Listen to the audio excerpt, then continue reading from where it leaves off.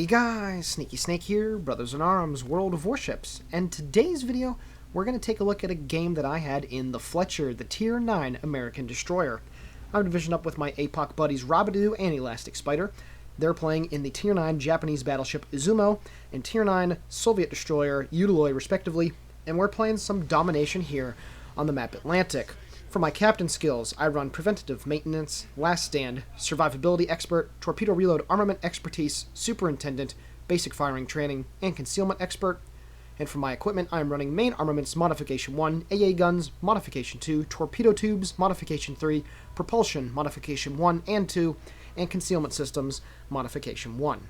So the Fletcher here in World of Warships. What exactly do you need to know about it? Well, it is quite frankly the best torpedo and gunboat destroyer in the entire game. It represents the epitome of a jack-of-all-trades destroyer, and this thing's statistics clearly prove that point exactly. You have 527mm guns that have a base reload of 3.3 seconds, gets down to 3 seconds with BFT. And these guns, within 7 to 8 kilometers, are the most terrifying DD guns to come across because it's just the rate of fire. It absolutely obliterates every other nation's destroyers, and getting into a one-on-one fight with another American DD is usually a bad idea. But what makes the Fletcher so potent is its wonderful torpedo armament as well. You have 2 quintuple launchers that have 5 torpedoes apiece, so you get a very healthy broadside of 10 torpedoes that have a range of 10.5 kilometers and go through the water at a very respectable 66, 67 knots, I believe, and they're just extremely fast for a Tier 9 torpedo, and the only thing that out-rivals it, basically, is the torpedoes that you find on the Yagumo at Tier 9. You can get the Zao torpedoes, those ridiculous 76 knotters. So you have very good torpedoes that have very good range, but you also have a very good reload on them too. You can see as I launch my first broadside at 1 minute and 20 seconds. This is of course with a full torpedo build, and that's why for my equipment and my captain skill, getting those torpedo loadouts to get that reload down as much as possible. So you get this incredibly good hybrid gunboat torpedo boat build, which is very, very good. But it's not just the guns and the torpedoes on the Fletcher that is good as well. You have a nice hit point total of 20,250 fully upgraded, so it's a very healthy amount of hit points to go around with. You also have very good maneuverability in terms of rudder shift and turning radius, and it also has incredible concealment at 5.8 kilometers, fully spec'd for concealment, so it's very, very good. You can see there that Z46 immediately smokes up, but I'm not going to chase him down into his smoke because chances are he has his hydroacoustic running. Now, if you didn't catch right at the beginning when I dropped my torpedoes, there was a smoke screen behind that Z46 smoke screen, and there was an Admiral Hipper and a Neptune that was pushing in there as well. And since these torpedoes have 10.5 kilometers of range, they're able to go all the way through the cap, and just as I zoom in, you can see 2 torpedoes slammed home into the Neptune for about 25,000 points of damage, so chunking down that very dangerous Tier 9 British light cruiser already here early in the game. But you can also see just as those torpedoes hit, I'm already down now to an 11-second reload on my torpedoes, so, I mean, these things are very, very good, and they also have better detection than the Japanese torpedoes do at their tier, so no wonder why on Reddit and the forums you see a lot of people complaining that they're overpowered. Now, this is going to be covered in a tactics and strategy at some point, but you see that I launched 2 widespread of torpedoes into that smoke, as I'm also getting ready to deploy mine and start getting some shots at the Kurfürst. You can see that there's 5 distinct groups of 2 torpedoes apiece, so while they're not covering as much area of a smoke screen, if you decided to go with 2 short spreads, or not short, 2 very narrow spreads right next to each other, what you have are 5 groups of 2 torpedoes, which basically guarantees a kill if both of those torpedoes manage to land on target. And you can see those 2 torpedoes that are on the very right side of the smoke screen that are going in 1 and 2, and there we go. The Z46 is destroyed. My first kill of the game with a first blood and devastating strike.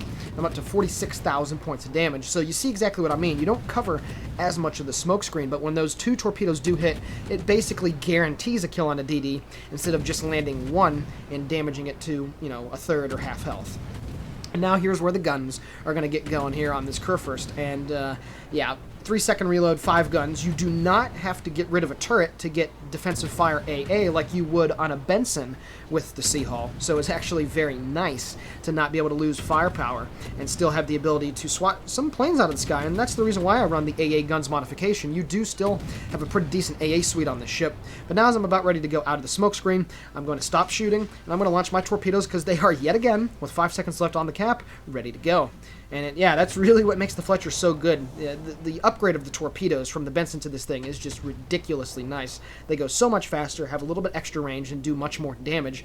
And they actually deal the most damage of any American torpedo currently in the game. They do even more than what you'd find on the Gearing. Albeit the Gearing does have much longer range. It's 16.5 kilometers, I believe. So at this point, it's 366 to 333. My buddy Spider is also getting some shots at him. He's whoring out my smokescreen as well. It's a very good play to make, of course. American destroyers do have the best smokescreens in the entire game for duration and for just the general cloud that they make. You can make some ridiculously big smoke clouds in these things. And I managed to land one torpedo right on the bow of the Kurfürst. And of course, since he was flooding earlier and on fire earlier, he has since repaired it. And now he continues to flood from that torpedo that struck him on the nose.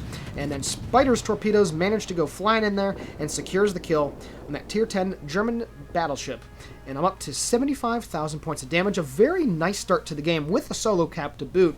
So this has been some textbook cap play right here. Getting that kill on that German DD, getting the kill, or helping out with the kill on the battleship that was pushing in there, and also getting that Neptune and the Admiral Hipper in some hot water as well. So very good stuff. And it's at this point that I decide to go through the cap, and I'm going to try to get some torpedoes on that Yamato that's over there.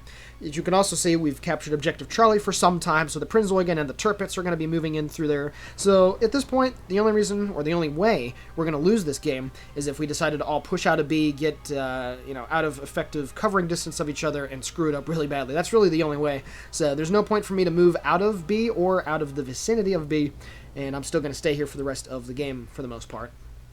It's now 525 to 274, so yeah, we have a very comfortable lead. Still haven't even lost a ship yet, so very good stuff. There's also the Zao that's running away as well, and yeah, the Fletcher. I did sell it. I wanted to get to the Gearing, and I have played a few games in the Gearing, and the Gearing kind of goes back to that 10 out of 10 potency for being a gunboat. It's more of a gunboat than a torpedo boat, whereas the Fletcher really is the penultimate torpedo and gunboat. And that's the reason why for my captain skills I spec'd it, so I'm getting a little bit of benefit out of BFT, but I'm also, spec'ing it for a full torpedo boat build. So you still have the amazing reload, you still have the very good performance on your guns, at least at very close ranges, but it's the torpedoes which just make this thing so much nicer. And yeah, I'm liking the Gearing. It's okay.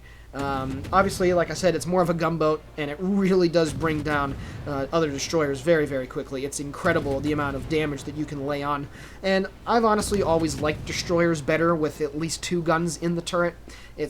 I don't care too much for just having, 1 gun per turret. It doesn't feel as accurate, I guess. And I don't have any numbers to back that up with off the top of my head, but I've just always enjoyed DDs. That's why I enjoyed Soviet DDs so much as gunboats, because it seems like they're just more accurate. And, well, that may not be the case. Again, this might be just a placebo effect thing, but I've always enjoyed having those turrets set up that way.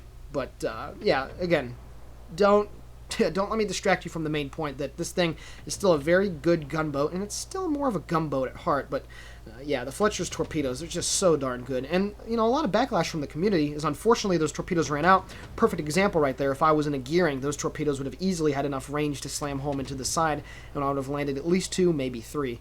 But yeah, that's the thing. A lot of the community is upset that American torpedoes are just better than the Japanese ones, especially in the very often mentioned areas of torpedo detectability range. The Shimikazes finally got down to 1.7, 1.6 kilometer detection on the torps, and yet some of the American torpedoes are, quite a few hundred meters better than.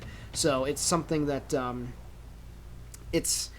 I don't necessarily agree with it, but it's in the game, so you have to deal with it, and I guess that's just my opinion on a lot of things. Yeah, the whole stealth firing thing was dumb, but it's in the game now, so you have to deal with it, and you have to make it work for you. Anyway, back to the gameplay. It's now 592 to 439, excuse me. We've still been in control of Bravo and Charlie for some time, and you can see that my team has continued to stay right next to B. Once again, there's absolutely no reason to push out. You can see that the Neptune and the Zao are actually going to be making a push through that channel in the area of G4. This is Admiral Hipper over here, and then there's also a Kurfürst and a Bismarck, which will be pushing over in this general area as well. And there they do both get spotted as they're behind. So now I'm getting ready for a nice solid torpedo salvo on those guys. Here's a little bit of a rule of thumb. Whenever you're launching torpedoes, so for instance, these are 10.5 kilometers, right? So what you want to do is if ships are coming in at you, If they're at about a 45-degree angle or less, so they're more or less getting more bow on towards you than moving away, you can afford to launch torpedoes like what I did right there. That Bismarck was 11.1 kilometers away, so while in theory my torpedoes won't have enough steam to get there, he's going to cover that distance by sailing towards me. So a good rule of thumb is that if your torpedoes are 10.5 kilometers or whatever, and I just managed to get a Citadel on that Hipper, which is pretty funny, rule of thumb, 10.5 kilometer torpedoes on this guy. If the enemy ship is about 12.5 kilometers away from you and he's more or less moving in towards you like that Kurfürst is at a very good angle, or like that Bismarck, which is now basically bow in towards me, you can afford to drop them, because by the time those torpedoes will reach the end of their life, the battleship or whatever you're aiming at will have certainly covered about 2 kilometers worth of distance. Now this is just a very rough estimate. It doesn't work all the time, but I use it a lot on the Zao torpedoes, those 8-kilometer ones, where you're dropping on a guy that's at 10 kilometers away. So that's a good rule of thumb for you guys. To be able to use your torpedoes better. Unfortunately, the Bismarck probably had his hydroacoustic up and running, so he was able to dodge all of my torpedoes, or know that they were coming. But now you're going to see some very good high explosive damage right into the side of that superstructure. That first salvo was 2,900 damage, and another 1,701 right there. And now as this Currywurst is getting close enough to his range with the hydroacoustic, which is 5.9, I dropped my torpedoes at 7.7 kilometers away, so I should be able to get some solid hits here on this guy as well. The angle that he's coming at me at is actually not a very good launch angle, to be honest with you. Zao torpedoes were coming in from the back, but I was able to easily get out of the way. And you can see here I'm getting more shots there on the Bismarck. He is burning, but 118,000 points of damage as I pick up the Confederate. Very good stuff, and it looks like I am going to manage to secure a few hits there on that Currywurst. 1 and 2, and it appears just 2 hits, but 2 flooding, so he's definitely going to have to burn his repair if he hasn't already. But you can see that the ticking is continuing to go up. I'm at 159,000 points of damage. I do have to get out of my smoke screen because I was worried about that Zao chasing me down, and there we go. This is how it hits me for a very good salvo. So now at this point, I'm going to stop shooting, and I'm going to wait to get undetected because I am out of 5.8 kilometers away from everybody else. So I'm just going to be patient. There's no reason for me to keep shooting. There's no reason for me to continue to panic. I'm just going to stop shooting, evade, hopefully, this last salvo from the Zao, and then I should be able to go undetected, and there we go. I take 1 on the butt cheek, but it actually bounces, so we're A-okay. And it appears that that Currywurst is actually continuing to flood, and as I pick up the Witherer, very awesome stuff. 190,000 points of damage as I set a fire on him, too, for the icing on the cake, so that guy is absolutely screwed. And now I'm getting ready to shoot here at the Bismarck. I only got 15 seconds left until the, not the Hydro, the smoke comes back, and there we go. I managed to kill the Currywurst, and I'm up to a 206,000 points of damage. Very healthy amount of damage done. Any 200k game in a DD, especially at this tier, is exceptionally good. My Fletcher buddy manages to take out the Hipper, so now it's just time to farm a little bit here on this Bismarck. He's 9.6 kilometers away. I use my repair, and now I'm going to smoke up here right as I'm getting ready to turn around. And once again, continue to pepper this guy. And yeah, this is just the Fletcher in a nutshell right here. Using the guns, using the torpedoes. I'm up to 7 torpedo hits, which is very good. But I'm also almost up to 200 hits with the main battery shells as well, and that's certainly going to happen here. And this is why everybody loves the Fletcher so much. It can do everything, and there's really nothing that it can't do very well, except, of course, maybe play like a Russian DD and stay at range. But, you know, if you've gotten up to this point with the Fletcher, you should know that this is not a good idea. And we're just going to get a little cinematic view here, just sitting right off the starboard side of the ship. And once again, listening to that sweet music of the Fletcher, just taking care of business with its guns, just shooting shell after shell after shell after shell. And you can see there 297 seems to be the magic number as I continue to hit that Bismarck. I also pick up the high caliber there with 217,000 points of damage. Awesome stuff right there. It is 905 to 495. The enemy team did manage to capture Charlie, but it is too little too late. We have all of our heavy surface units, the Izumo, the Montana, the Yamato, still in B, so we're going to be A-okay here, and this game will be wrapping up here really, really shortly. Continuing to shoot at the Bismarck, I'm hoping to get my 3rd kill. 220,000 points of damage, folks. That is actually my best game that I had in the Fletcher from a damage perspective. And there we go, my buddy Spider is able to take care of that Tier 8 German behemoth.